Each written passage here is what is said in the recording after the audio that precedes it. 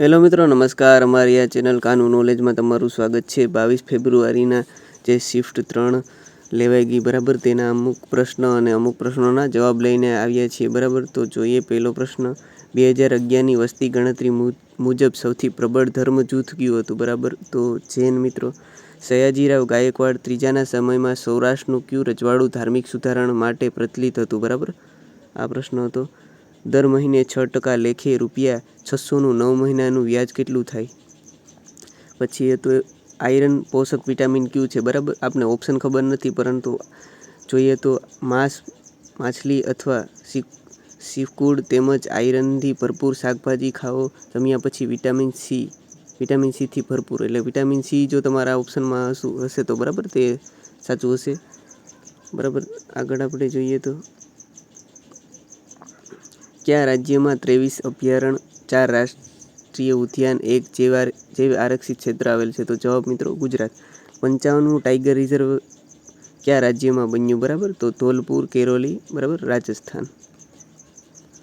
નીચેના પૈકી કયું રાષ્ટ્રીય ઉદ્યાન રાજસ્થાનમાં આવેલ નથી? એવો પ્રશ્ન હતો. તો ઓપ્શનમાં સરિસ્કા, કેવલાદેવ, પેંચ ને કુંભલગઢ બરાબર. તો જવાબ આવશે પેંચ બરાબર. પેંચ છે ને એ રાજસ્થાનમાં નથી બરાબર. પછી આગળ જોઈએ. નેશનલ ગેમ ક્યાં યોજાઈ હતી? એ બીજી રીતે પ્રશ્ન પૂછ્યો હતો અને કેટલા મેડલ મેળવ્યા હતા એ પ્રશ્ન બરાબર લાંબો કરીને પૂછ્યો હતો. તો જોઈએ તો જવાબ મિત્રો, નેશનલ ગેમ 2023માં 29 ટીમોએ ઓછામાં ઓછા 1 ગોલ્ડ મેડલ જીત્યો હતો. છેલ્લી 4 આવૃત્તિઓમાં નેશનલ ગેમમાં ટોચનું સ્થાન મેળવનાર સર્વિસીસ 66 ગોલ્ડ, 27 સિલ્વર અને 33 બ્રોન્ઝ મેડલ સાથે બીજા ક્રમે હતી બરાબર સર્વિસીસ. હવે ગુજરાતમાં વન વિસ્તાર કેટલા કિલોમીટર છે બરાબર? આ એક પ્રશ્ન હતો બરાબર. આગળ આપણે જોઈએ તો બંધારણના અનુચ્છેદ પૂછ્યા હતા. 17મો અનુચ્છેદ અસ્પૃશ્યતા નાબૂદી. પછી 19મો અનુચ્છેદ પૂછ્યો હતો વાણી સ્વાતંત્ર્ય વગેરે સંબંધિત અમુક હકોનું રક્ષણ. પછી જોડણી હતી, આજીવિકા એક જોડણી. પછી કડિયારું જોડણી. આગળ આપણે જોઈએ તો પ્રશ્નો. માંડવો આવવો તો દીકરી અવતરવી બરાબર. એશિયન સિંહો માટેનું રાષ્ટ્રીય ઉદ્યાન? તો જવાબ આવશે ગીર નેશનલ પાર્ક. ભાગીદારીનો દાખલો હતો બરાબર, બહુ જ હાર્ડ હતો.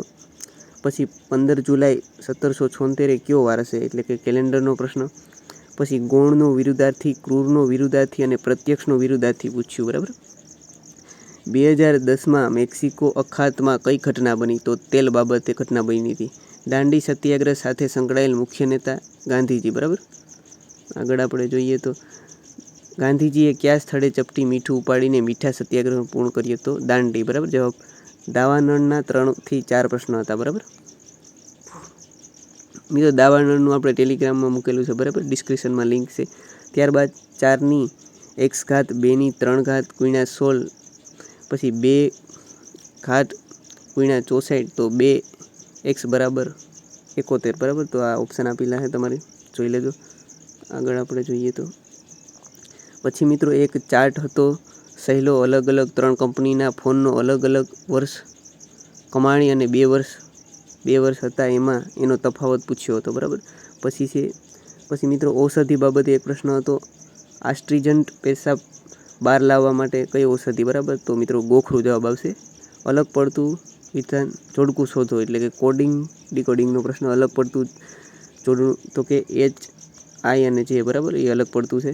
સૌથી વધુ યાયાવર પક્ષી કયા જિલ્લામાં આવે છે? તો મિત્રો આપણે અમદાવાદમાં નળ સરોવર બરાબર. પછી એક પ્રશ્ન હતો. દર વર્ષ શિયાળામાં ફ્લેમિંગો પક્ષીઓ કયા વેટલેન્ડમાં આવે છે બરાબર.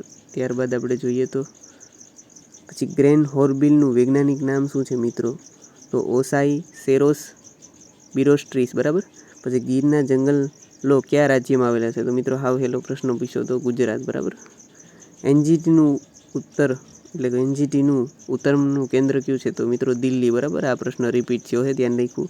એસડીજી ગોલ કઈ સંસ્થાએ જાહેર કર્યા બરાબર? તો સંયુક્ત રાષ્ટ્ર US. પછી એસડીજી ગોલ 13 પૂછ્યો બરાબર. આ પર રિપીટ જ છે.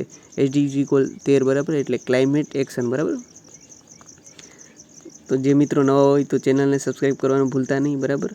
અને આગળ જે શિફ્ટ લેવા છે બરાબર, જે એટલા ફોરેસ્ટની એક્ઝામ બાકી છે હજી થોડાક દિવસ, તો તેના પ્રશ્નો લઈને આપણે આવશું બરાબર. જય હિન્દ, જય ભારત.